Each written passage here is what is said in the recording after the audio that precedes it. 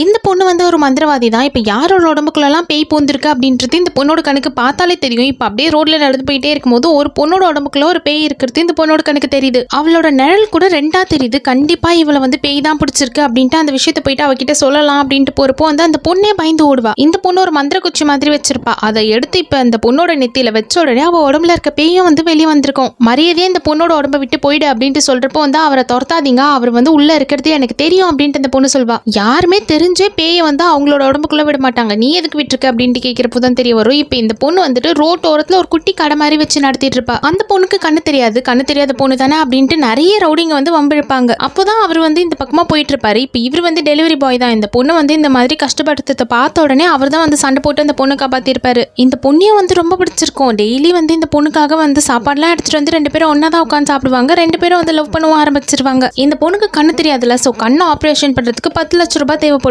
இவரு நீ கவலையே படாத, எப்படியாச்சும் 10 லட்சத்தை உனக்கு நான் ரெடி பண்ணி தரேன் அப்படின்னு சொல்லிட்டு டெய்லி வந்து ஓடிக்கிட்டே இருப்பாரு. 5 ஸ்டார் ரேட்டிங் நம்ம வாங்கிட்டோம் அப்படின்னா நம்மளுக்கு கொஞ்சம் எக்ஸ்ட்ரா காசுலாம் கிடைக்கும் அப்படின்றதுக்காக டெலிவரி டைம் என்ன சொல்லியிருக்காங்களோ அதுக்கு முன்னாடியே டெலிவரி பண்ணிடணும் அப்படின்றதுக்காக ஓடிக்கிட்டே தான் இருப்பாரு. சாப்பிட்ற டைம்ல கூட ஒரு டெலிவரி பண்றதுக்காக ஆர்டர் வந்திருக்கும், சாப்பிடாம கூட ஓடிட்டு இருப்பாரு. அப்படிதான் ஒரு நாள் ஃபுட்டு டெலிவரி பண்ணலாம் அப்படின்ட்டு எடுத்துட்டு போறப்போ வந்துட்டு இப்போ இந்த பொண்ணு கிட்ட வம்பு எடுத்தவங்களை வந்து சண்டை போட்டு அனுப்பியிருப்பாங்களா, அவர் வந்து அடியாலாம் கூட்டு வந்திருப்பாரு. இந்த ஆளை சும்மா அடிச்சு போட்டுடலாம் அப்படின்ட்டு தான் வந்திருப்பாங்க. ஆனா கட்டையை வச்சு தலைமையிலே அடிச்ச உடனே இப்போ இவரும் வந்து இறந்து போயிருவாரு. ஆத்மாவும் வெளியே வந்துருச்சு. வெளியே வந்த ஆத்மாவால வந்து மேல உலகத்துக்கு போவே முடியல. நம்ம எந்த தப்புமே பண்ணாம இவ கூட வாழ முடியாமலே நம்ம இறந்து போயிட்டோமே அப்படின்ட்டு வந்து இந்த பொண்ணியை தான் சுத்தி சுத்தி வரும். அந்த பொண்ணும் நீ என்னோட உடம்புக்குள்ள என் கூடவே இரு அப்படின்னு சொல்லியிருப்பா. இப்ப அந்த ஆத்மா வந்து உள்ள போன உடனே அவளுக்கும் வந்து கண்ணு தெரிய ஆரம்பிச்சிடும். ஏன்னா அவரோட கண்ணு தானே இந்த பொண்ணோட பார்வையா வெளியே தெரியுது. இப்ப அவர் வந்து இறந்து போன மாதிரியே அந்த பொண்ணுக்கு தெரியல, கூடவே இருக்காரு. அது மட்டும் இல்லாம இந்த பொண்ணுக்கு கண் பார்வையே இப்ப வந்து தெரியுது. ரொம்ப ரெண்டு பேரும் சந்தோஷமா தான் இருப்பாங்க.